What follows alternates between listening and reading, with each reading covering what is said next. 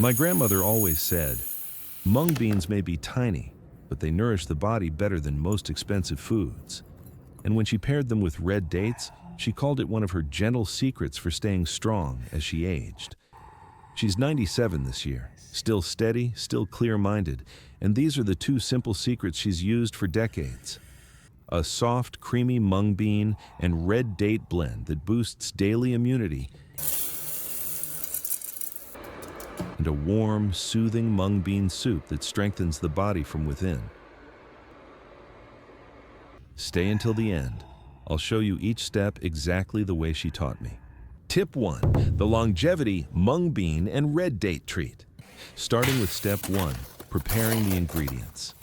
Here's the right way to do it.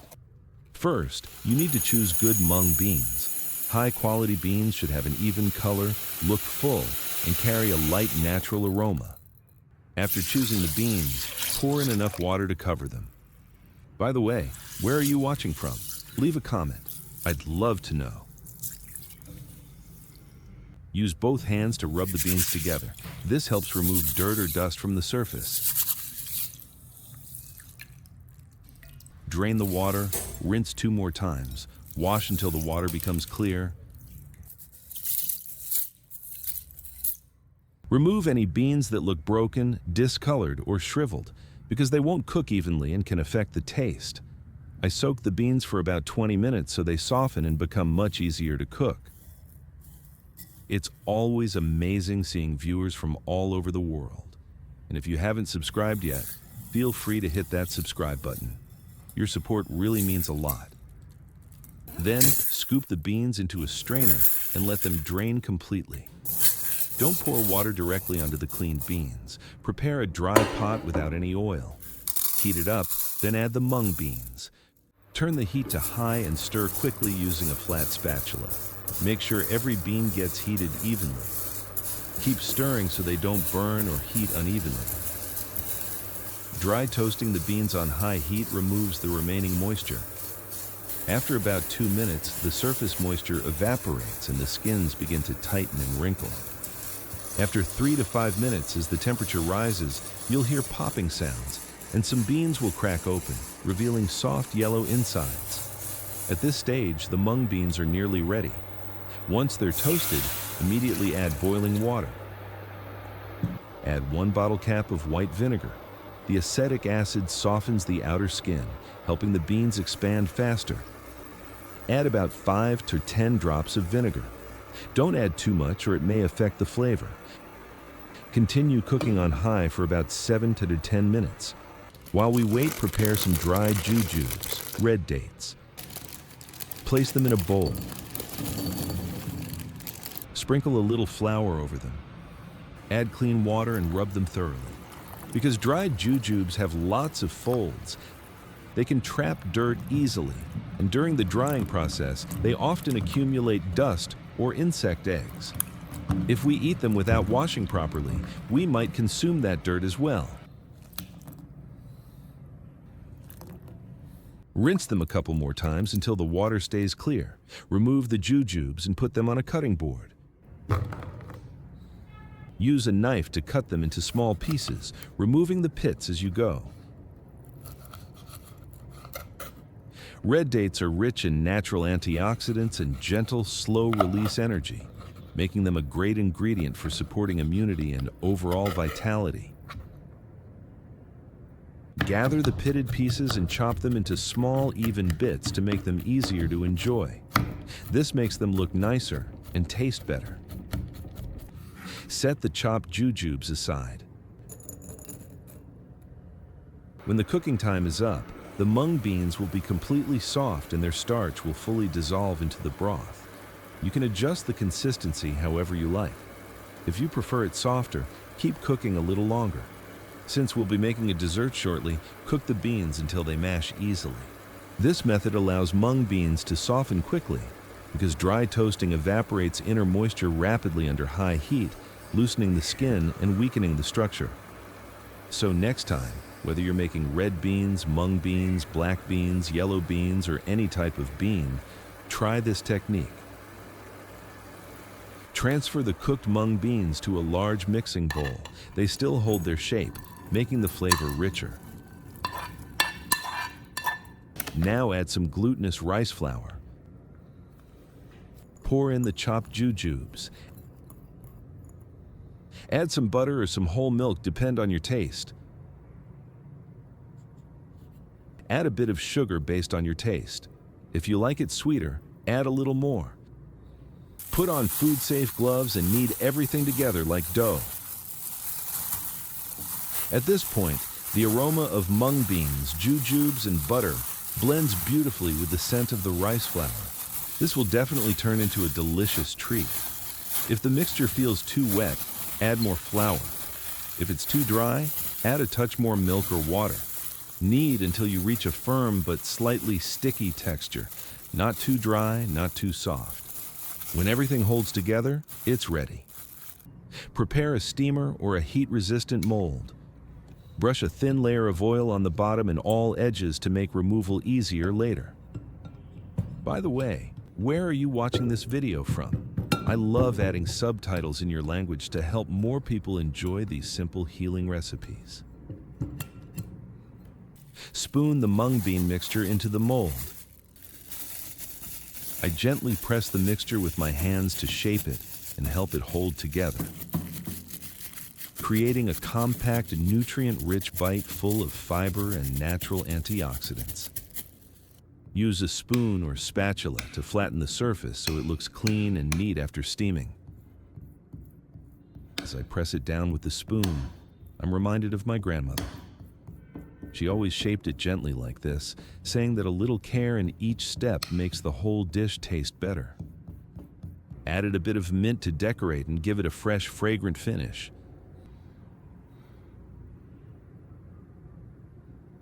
Add water to the steamer and bring it to a boil.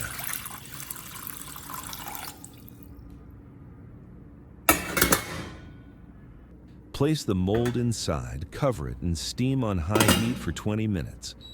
After the time is up, turn off the heat and let it rest for 10 minutes to cool naturally. The mixture becomes springy. Then remove the mold and let it cool to room temperature. Flip it onto a cutting board.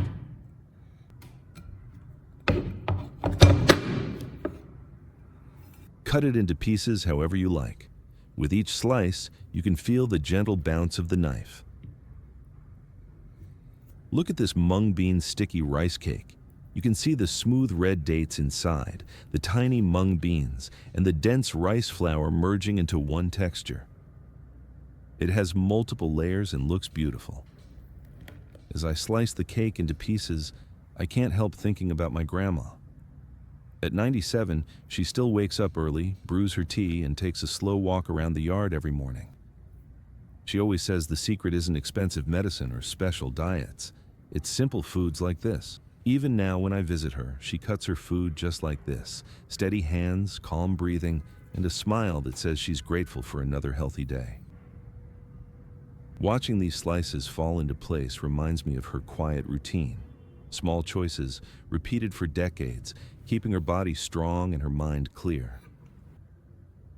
Brushed a little honey on top to add sweetness, and it also brings natural health benefits while keeping the cake soft and glossy.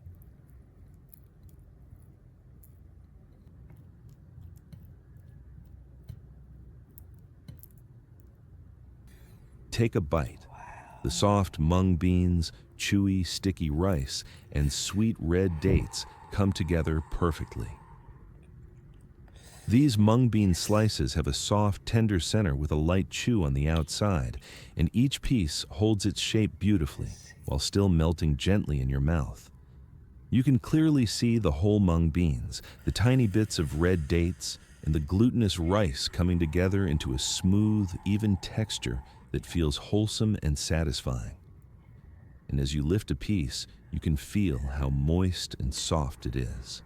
The honey not only enhances the flavor, but also brings its own natural health benefits, something many older viewers truly appreciate.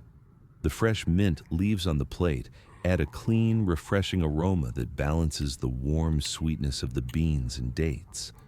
When you take a bite, Everything blends perfectly. The soft mung beans, the mild chewiness of the rice, and the subtle sweetness of the dates. It's gentle, calming, and easy on the stomach. The kind of homemade treat that brings a sense of peace and comfort, whether you enjoy it with morning soy milk or as a light afternoon snack with tea. That was our first wholesome dish, and now it's time for remedy number 2. Another warming recipe that's delicious, gentle on the stomach, and especially beneficial for older adults. First, I cut off both ends of the onion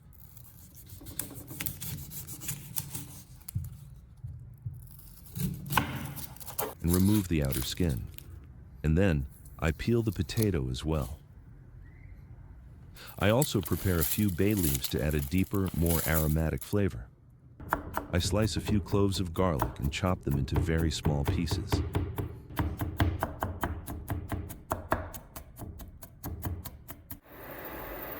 I add a little cooking oil to the pan and give it a gentle stir to coat the surface.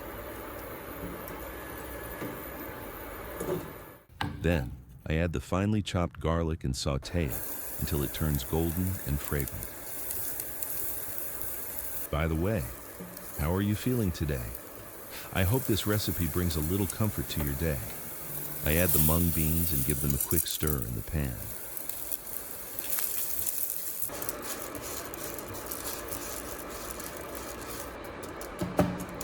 I add a whole tomato, an onion, a potato, and a few bay leaves to build a rich, comforting base. Then, I pour in water and let everything simmer for about 40 to 50 minutes, just until the mung beans turn soft. What makes this soup truly special is the depth of nutrition inside each ingredient. Mung beans provide a rare combination of fiber and easy-to-digest plant protein, which helps support steady energy and smoother digestion, something many older adults appreciate. When the beans are ready, I remove the onion, the potato, and the tomato, place them in a bowl, and mash them gently with a fork. Potatoes contribute potassium, which supports normal blood pressure and muscle function, while giving slow, steady energy that doesn't spike or crash. Tomatoes are rich in lycopene, a powerful antioxidant known to support heart health and immune strength. Onions add natural prebiotics, helping the gut stay balanced, which becomes especially important as we age. You can use a blender to mix this together, but since I don't have one, I'm using a whisk to blend everything until it's smooth and well combined. After they're smooth, I return the mixture to the pot and stir it in. This gives the soup a naturally thick, creamy texture without adding any flour or starch. Now it's time to season. You can adjust the flavor however you like. A bit of sea salt, some freshly ground black pepper, a small pinch of garlic powder, or a touch of oregano or dried parsley. Many people in the U.S. also enjoy adding a teaspoon of olive oil or a small pat of butter for extra richness. Once the flavor is just right, I ladle the soup into a bowl. Sprinkle a little more black pepper on top.